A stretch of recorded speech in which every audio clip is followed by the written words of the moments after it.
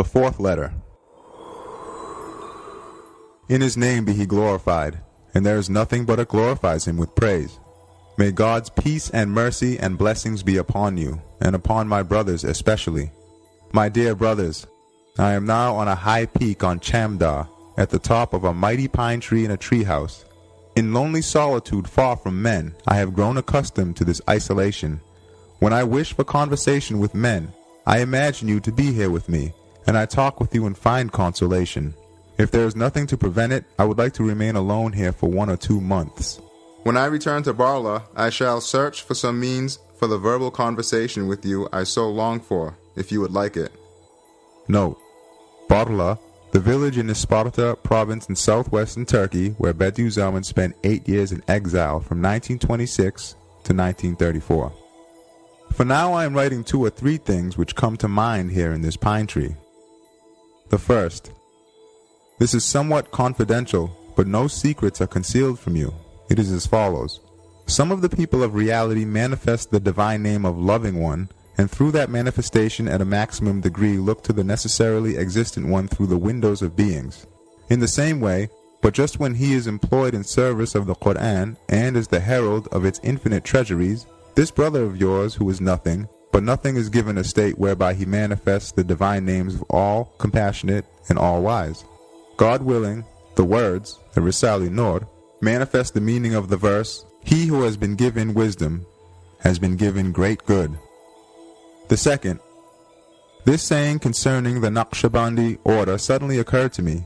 On the Naqshbandi way, one must abandon 4 things: the world, the hereafter, existence, and abandoning itself. It gave rise to the following thought. On the way of impotence, 4 things are necessary: absolute poverty, absolute impotence, absolute thanks, and absolute ardor, my friend. Then the rich and colorful poem you had written, "Look at the multicolored page of the book of the universe," etc., came to mind. I looked at the stars on the face of skies through it. I said to myself, if only I had been a poet and completed it. And although I have no ability to write poetry or verse, I still began, but it was not poetry. However, it occurred to me, that is how I wrote it. You, my heir, may transform it into poetry and set it into verse. What suddenly came to mind was this. Then listen to the stars, listen to their harmonious address. See what wisdom has emblazed on the decree of its light. Altogether they start to speak with the tongue of truth. They address the majesty of the all-powerful, all-glorious One's sovereignty. We are each of us light-scattering proofs of the existence of our Maker. We are witnesses both to His unity and His power. We are subtle miracles gilding the face of the skies for the angels to gaze upon. We are the innumerable, attentive eyes of the heavens which watch the earth, which study paradise. Note: that is, since innumerable miracles of power are exhibited on the face of the earth, which is the seedbed and tillage for paradise, the angels in the world of the heavens gaze on those miracles, those marvels. And similarly to the angels, the stars, like the eyes of the heavenly bodies, gaze on the finely fashioned creatures on the earth, and in so doing look at the world of paradise. At the same time, they look on both the earth and paradise. They observe those fleeting wonders in an enduring form in paradise.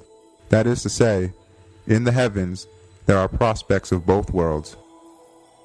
We are the innumerable exquisite fruits which the hand of wisdom of the all-glorious and beauteous One has fastened to the celestial portion of the tree of creation, to all the branches of the Milky Way. For the inhabitants of the heavens, we are each of us a traveling mosque, a spinning house, a lofty home. Each is an illuminating lamp, a mighty ship, an aeroplane. We are each of us a miracle of power, a wonder of creative art.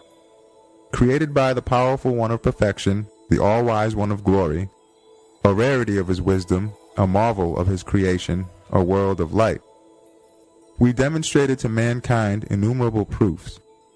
We made them hear with these innumerable tongues of ours, but their cursed, unseeing, unbelieving eyes did not see our faces.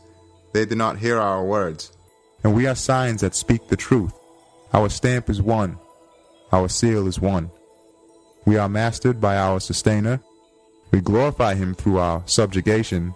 We recite his names. We are each of us in ecstasy, a member of the mighty circle of the Milky Way. The enduring one, he is the enduring one, Sa'id Nursi.